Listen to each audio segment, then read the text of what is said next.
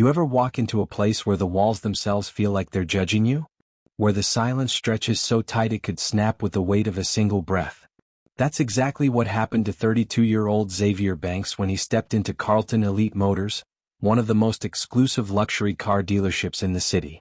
Dressed in his clean Jordans, slim-fit jeans, and a hoodie that read "Black Wealth Matters," Xavier didn't look like the typical billionaire, and that's exactly why all eyes locked on him like he didn't belong.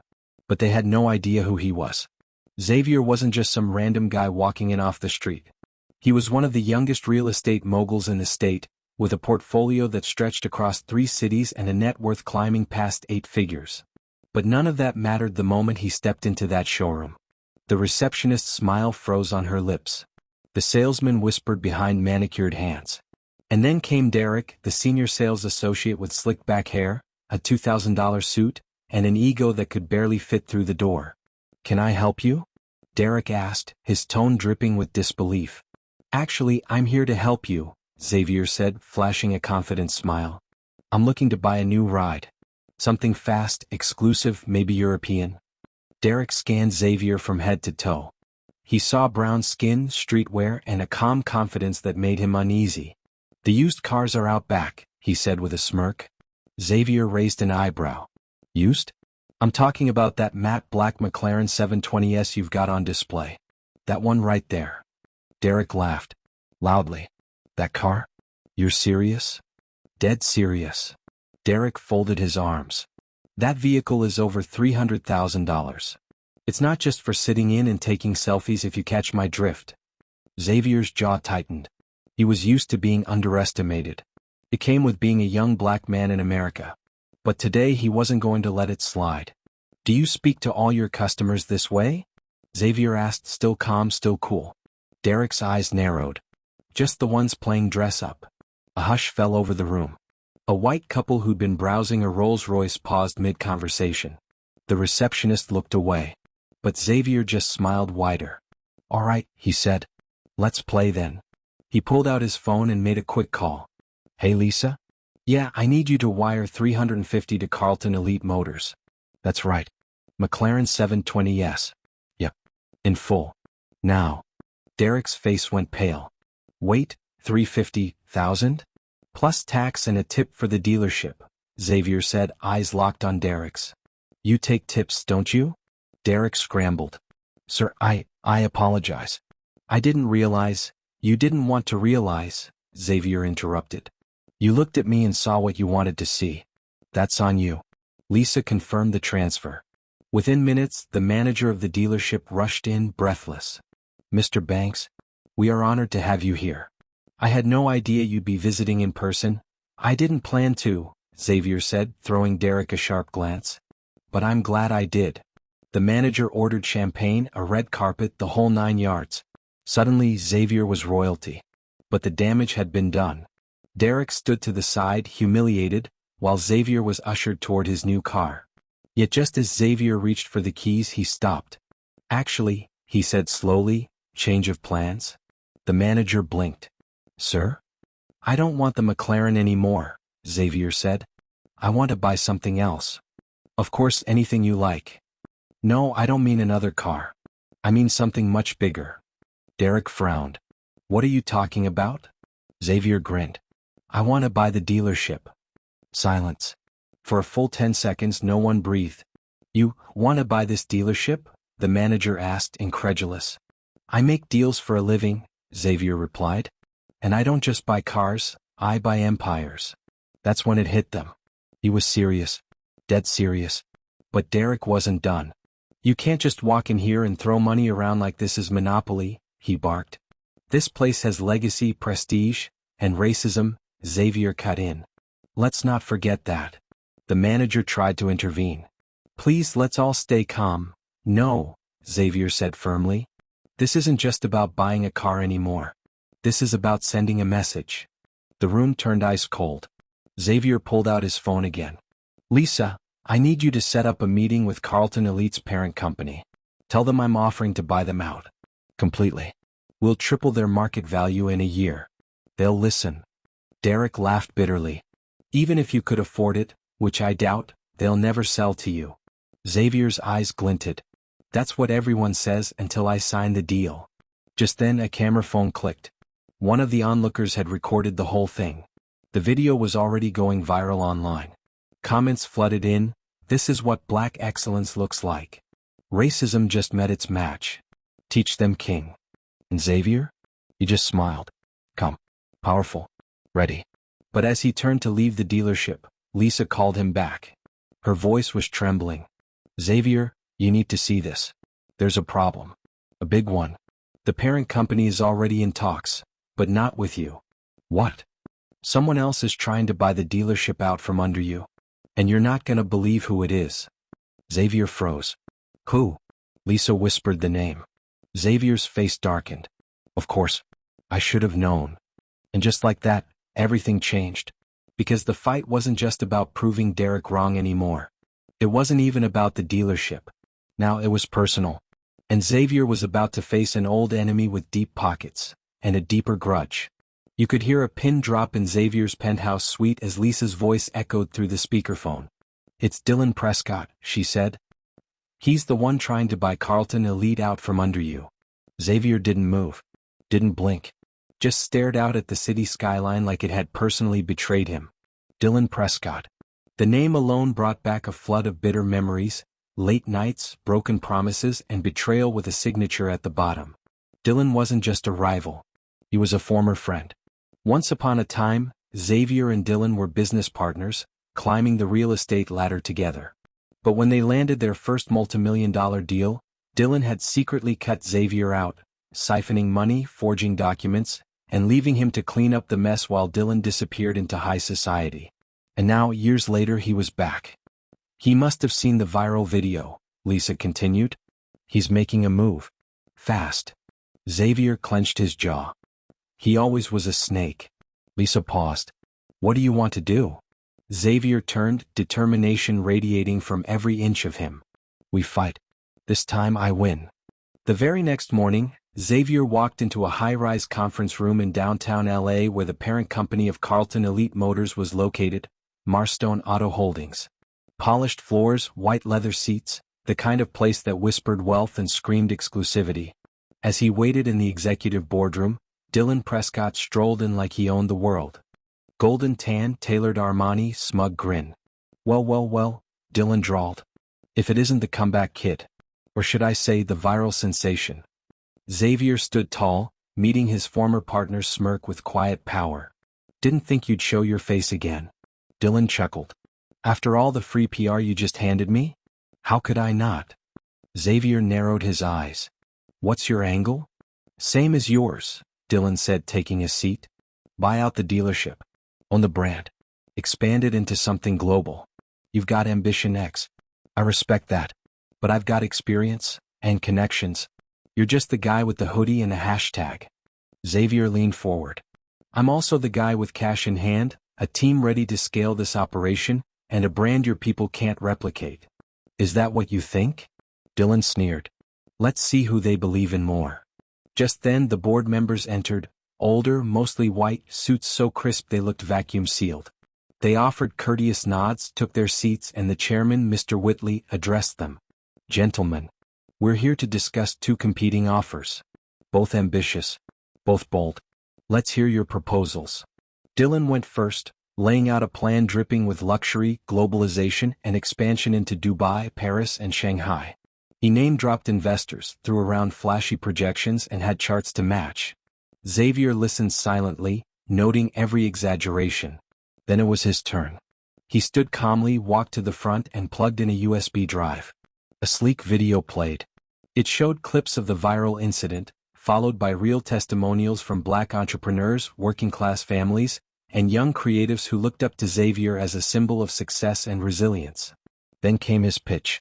"I don't just want to expand Carlton Elite," he said. "I want to reinvent it.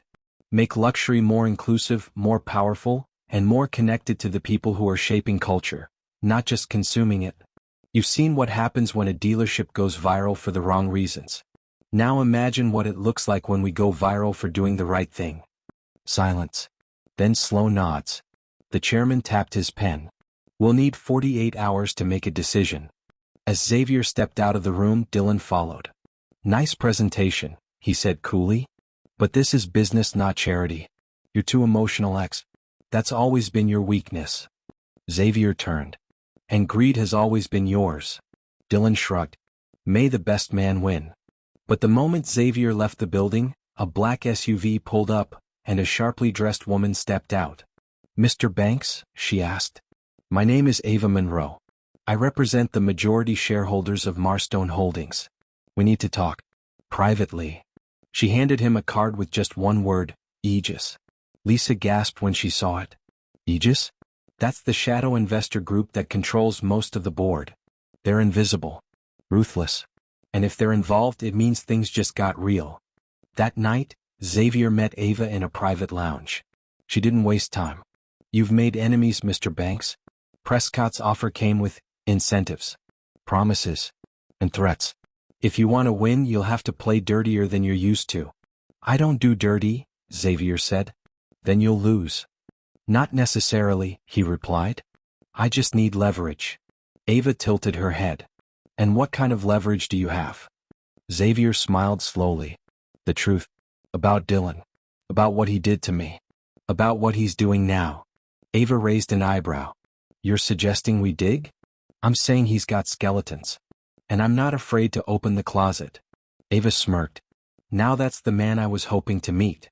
Over the next 24 hours, Xavier launched an investigation of his own.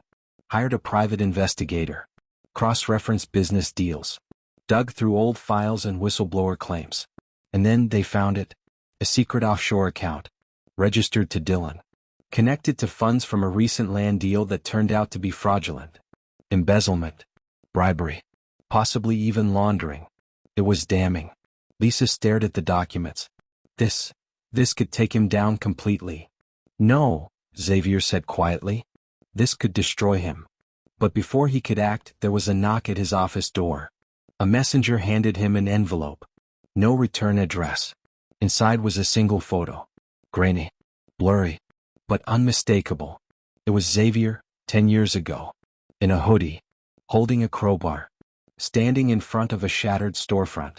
Lisa gasped. Oh my God, that's from when you were wrongfully arrested. Yeah, Xavier said. Except they never released this photo publicly. Which means, someone's trying to blackmail me. His phone rang. It was a blocked number. He answered. Dylan's voice oozed through the line. You make a move against me and that photo hits every media outlet in the country. Xavier's hands balled into fists. You're bluffing. Try me, Dylan said. Let's see how your investors react when they think their woke mogul has a violent past. That charge was dropped. I was innocent.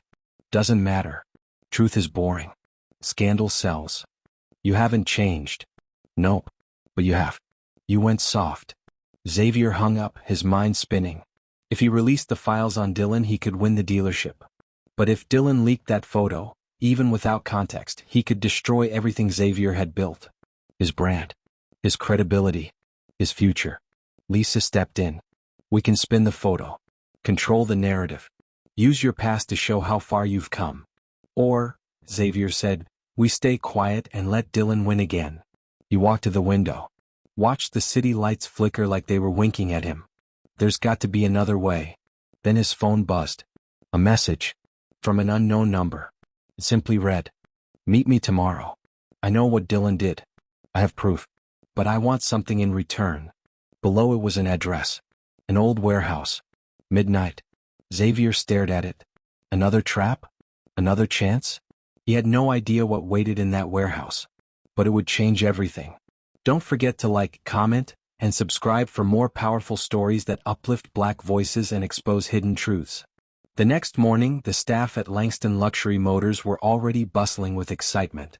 The regional VP of sales, Claudia Henderson, had called ahead saying a very important guest would be arriving soon to conduct a full evaluation of the dealership's performance. Travis, still riding high from his ego boost the day before, was more concerned with grooming his beard than checking the inventory system. I hope they see the numbers I've been putting up, he told Mia, a junior associate he often dismissed. I'm probably due for a promotion. I've practically been carrying this place on my back. Mia looked up, barely hiding her distaste. Right, sure, Travis. Then, like a scene from a movie, a line of sleek black SUVs rolled into the lot. Out stepped a group of sharply dressed individuals in tailored suits. In the center was none other than Jordan Walker, wearing a custom navy blue three-piece suit, shades, and a confidence that radiated power. Travis, standing near the entrance, squinted through the tinted windows. His jaw slackened. "No way, that's the same guy from yesterday," he mumbled. He stepped forward awkwardly, trying to regain composure, but Claudia intercepted him. "Everyone, this is Mr. Jordan Walker," she announced to the entire staff. "He's one of the major stakeholders of our holding group, Luxora Ventures, which owns a controlling share in Langston Motors. He's here to conduct an on-site review and determine future investment strategy." Travis's heart sank. The smirk was gone. All the other staff turned and looked at him. He tried to hide behind a clipboard. Jordan walked through the showroom like he owned it, because in many ways he did. He nodded politely to the receptionists, shook hands with the service team, and offered encouraging words to junior staff. But when he reached Travis, the energy shifted. "Travis, isn't it?" Jordan said, eyes cool and piercing. "We met yesterday, didn't we?" Travis laughed nervously. "Oh yeah, hey man. Just doing my job, you know? Sorry if there was a misunderstanding." Jordan turned to Claudia. "Is this the guy who claimed I couldn't afford to test drive a car yesterday?" Claudia blinked. "Wait, what?" Mia stepped forward. "Actually, I witnessed it." Travis mocked Mr. Walker. Told him the cars weren't for people like him, and suggested he try the used lot down the road. The silence that followed was deafening. Claudia's face turned red with anger. "Travis, is that true?" Travis stammered. I didn't mean it like that, he just didn't look like someone." Jordan raised a hand. "Don't bother. You meant every word." Jordan then addressed the whole staff. "Let me make something very clear. It's not just about how you treat customers who look rich. It's about how you treat every human being who walks through those doors. Respect is not a luxury item. It's the bare minimum." Claudia nodded in agreement. "Mr. Walker will be sitting in on today's staff evaluations. We're doing a full audit. Sales tactics, ethics, diversity training. Everything. And Travis, you'll be having a one-on-one with HR."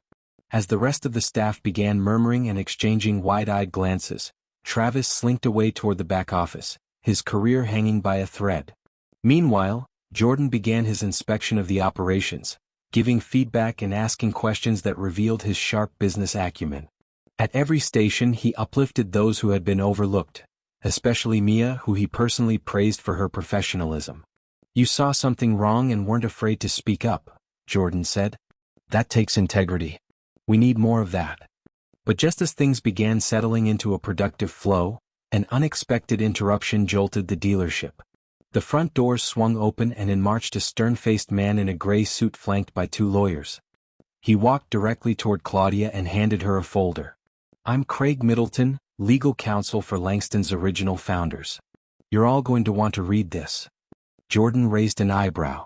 "What's going on?" Claudia opened the folder, scanning the documents. Her eyes widened. "This can't be right," Craig continued. "According to these terms, Langston Motors is technically in breach of contract due to unauthorized changes in ownership structure. Your investment group's acquisition might be legally nullified. Which means, Mr. Walker, you might not own anything at all." The entire room froze. Jordan slowly took off his glasses. "You're saying my deal might be invalid?" Craig nodded. "There's a pending lawsuit that could reverse the acquisition. If it goes through, your authority here could be stripped entirely." Claudia snapped, "This is absurd. We followed every protocol." But Craig smirked. "You missed a clause in the founding agreement. A buried stipulation. Classic mistake."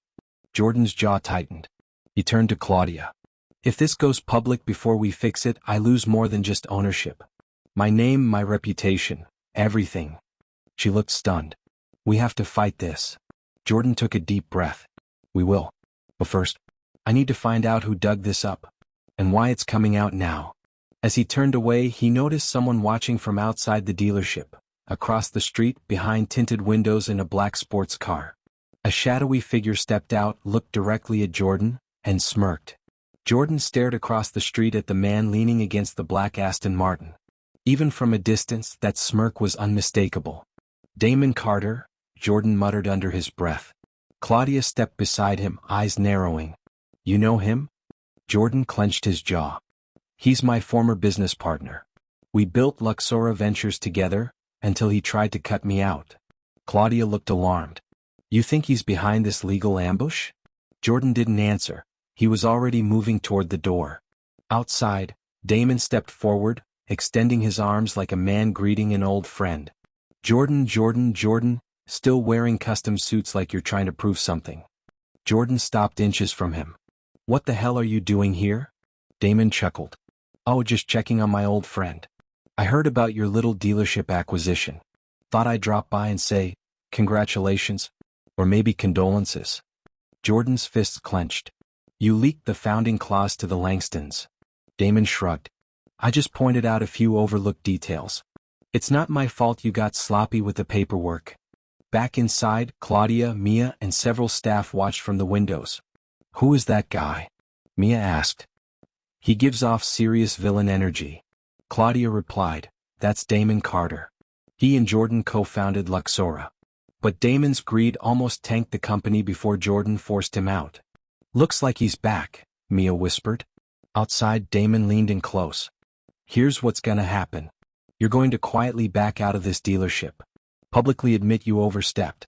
In return, I'll let you keep your stake in Luxora, for now. Jordan didn't flinch. And if I don't? Damon smiled wider. Then I call in every favor I've got. I drag you into court.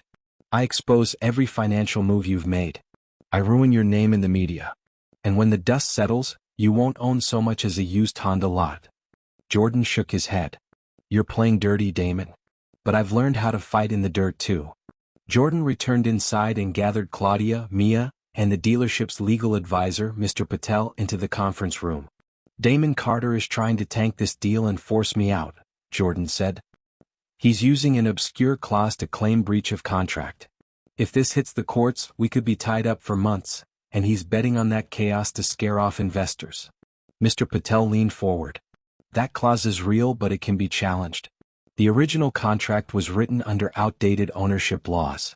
If we prove malicious interference or conflict of interest, we might invalidate his claim. Jordan looked at Claudia. We need evidence.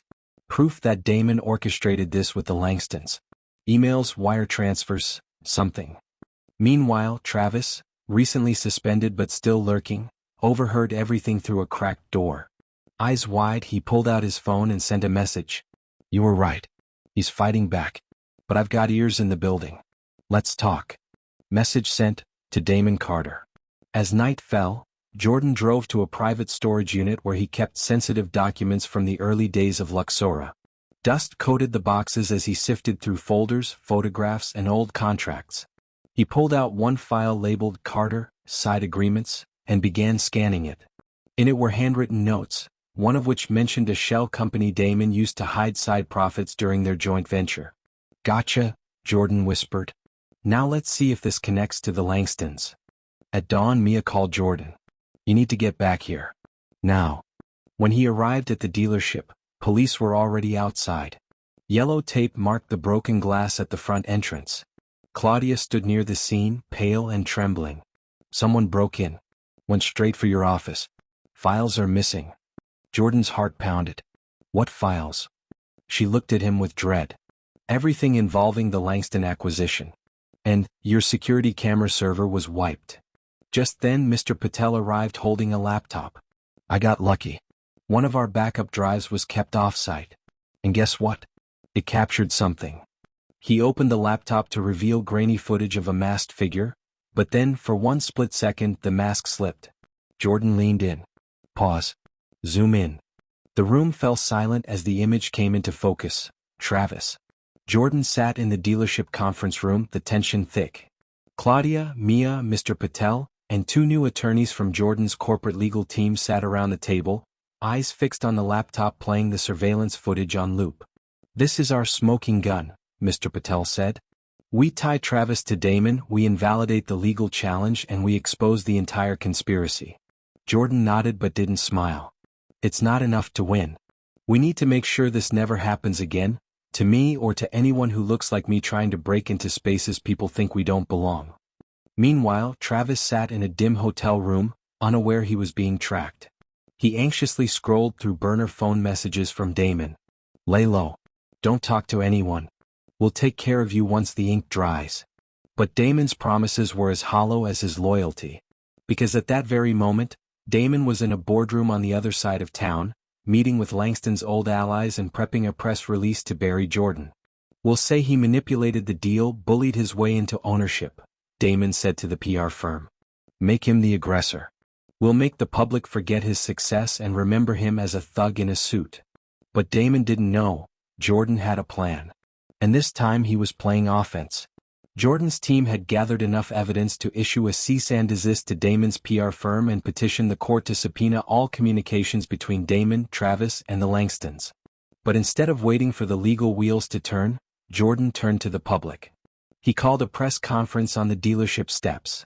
Microphones lined up, reporters buzzing. Claudia stood beside him, holding a folder marked "Evidence." Jordan took the podium. "A few weeks ago, I walked into this dealership hoping to buy a car. I was mocked, profiled, and laughed out of the building by a man who saw my skin color before my worth. I came back not to seek revenge but to build something better. Today, I stand here not just as the majority owner of Langston Luxury Motors, but as a man who's uncovered a conspiracy to destroy my name and steal back what I earned fair and square." Cameras flashed. Jordan opened the folder. "This is proof of internal sabotage, blackmail, and unlawful interference in a legal transaction. And it all points back to one man, Damon Carter." Meanwhile, Travis, watching the press conference on a motel TV, panicked. He packed his things in a frenzy, but before he could flee, a knock at the door. Travis Langston? He opened it, and found himself face to face with the police. "You're under arrest for felony burglary and conspiracy to commit corporate sabotage." As they cuffed him, he shouted, "It wasn't me. I was just doing what Damon told me." Hours later, in a sleek courtroom downtown, Damon sat across from Jordan for the emergency injunction hearing.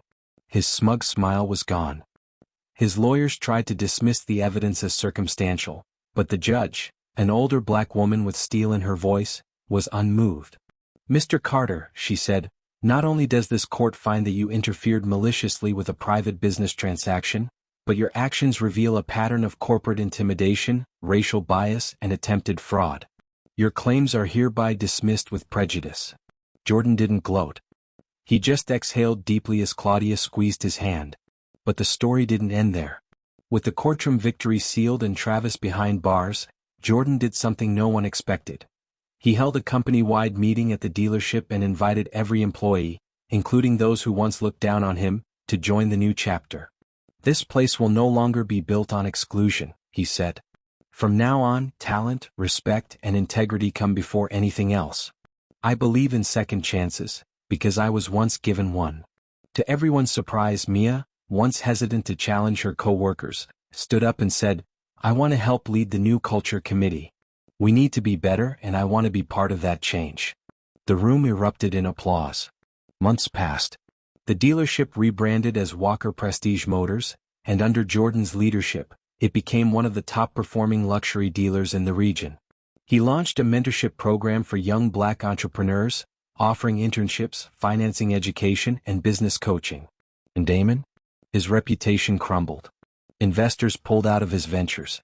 He was investigated for multiple counts of fraud. The empire he tried to steal back was gone. One day, a young man walked into Walker Prestige Motors wearing a hoodie and sneakers. A new salesperson eyed him skeptically, until Jordan appeared, shook the young man's hand and said, "Welcome. What can we help you with today?" The young man blinked. "Wait, aren't you the guy who?" Jordan smiled. "Yeah, that was me. But today, it's all about you. Never judge someone by what they wear, or what they look like. Because you never know who they really are." Jordan Walker didn't just prove his worth, he shattered the walls built to keep people like him out. This wasn't just about a car. It was about dignity, justice, and rewriting the rules. Let this story be a reminder: when the world says you don't belong, make space anyway. The end. Don't forget to like, comment, and subscribe for more powerful stories that uplift Black voices and expose hidden truths.